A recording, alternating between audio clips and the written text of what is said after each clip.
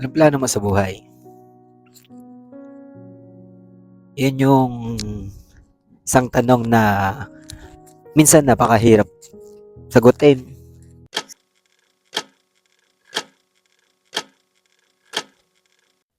Hi guys! Ako pala si So, short for Bonso. Tara, sama ka na.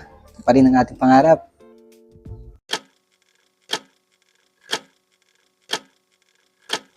This is day 2 of my 365 days. Creating the best version of myself. May pangarap ka? Tara, ito pa rin natin to. Let's go! Anong plano mo sa buhay? Yun yung isang tanong na minsan napakahirap sagutin. Siguro dahil hindi naman natin alam yung mangyayari bukas. Hindi naman natin alam kung ano yung mga bagay na pwedeng dumating sa atin.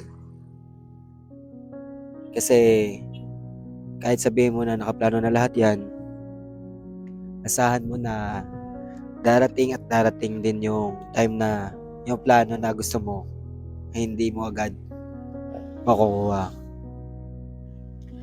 Pero kaysa naman sa wala kang plano sa buhay, walang direction, di mo alam kung saan ka pupunta, kung anong gagawin mo, kung sino yung priority mo, kung ano ba dapat. Mas best pa rin yung may plano ka, may direction, may sinusundan ka. Hindi man lahat ito masunod, pero at least may path ka na sinusundan. May path ka na alam mo sa sarili mo kung ano yung purpose mo. May plano, parang checklist lang yan. Checklist kung saan at paano mo gagawin ang isang bagay. For example, pupunta ka sa isang magandang lugar. Tulad ito, magandang lugar.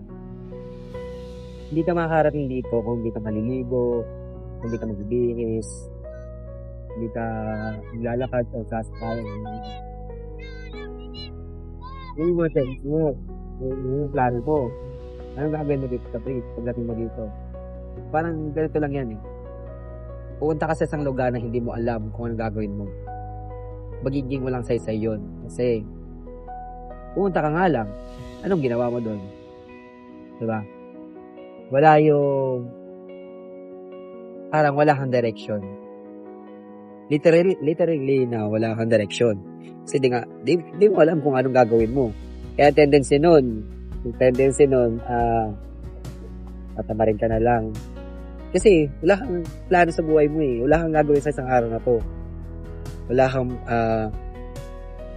kumbaga, chillax day. Wala eh. Diba? Minsan talaga, ang sarili mo lang talaga yung pinakamahirap. Hindi pala minsan, madalas, ang pinakamahirap na kalaban is yung sarili natin. Kasi andun yung pagiging tamad natin, pagiging kampante tayo na okay lang, walang gawin ngayon. Pagod ako eh. Kailangan ko magpahinga. Kailangan ko humilata. Kailangan ko mag-cellphone. Deserve ko to. Yun yung thinking na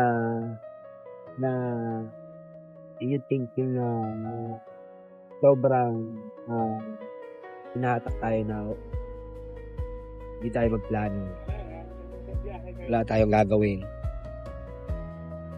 Hirap kaya di ba? Ang thinking ko dati is, ba't pa ako magpaplano? Hindi naman mangyayari yun. Hindi naman masusunod lahat yun. Kaya never ako nagpaplano dati. But na-realize ko na kahit hindi pala mangyari lahat yun, at least may direction ka. Alam mo kung ano yung next step mo, kung ano yung gagawin mo. Sabi nga, may plan A ka, may plan B ka din. Hindi man mangyari yon, at least may plano ka pa din.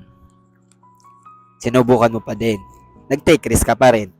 andun pa rin yung opportunity na pwedeng mangyari, pwedeng hindi. May ginagawa ka pa rin para magbago ang buhay mo, may ginagawa ka pa rin para mag-improve ang sarili mo.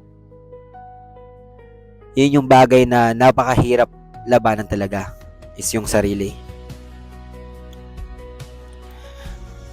Kasi kahit sabihin mo na kontrolado mo yung sarili mo, nasa sayo pa rin yung desisyon.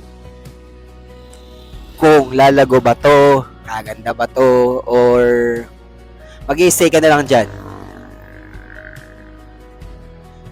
Hindi ko sinasabing huwag kayong makontento.